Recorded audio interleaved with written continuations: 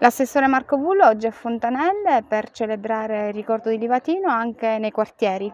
È un momento importante, ritorniamo a Fontanelle in questo momento di ricordo in memoria del giudice e l'attenzione, quella dei quartieri all'interno di che cosa? Di un contesto sociale particolare, quello del quartiere di Fontanelle, dove abbiamo realizzato insieme alla sinergia con il Comitato di Quartiere Fontanelle e con tutte quelle parti sociali e istituzionali del territorio, il rinnovo quasi, no? Il restyling di questa piazza che diventa simbolo della legalità, della giustizia, del giusto, del dovere, e quindi oggi anche qui portiamo una corona di fiori per ricordare il ricordo del giudice, ecco, un importante momento, una cerimonia molto soft, delicata, però credo giusta e che questa amministrazione non poteva assolutamente non fare. Quindi andiamo avanti e cerchiamo sempre di attenzionare fortemente i quartieri attraverso il messaggio della legalità e della giustizia.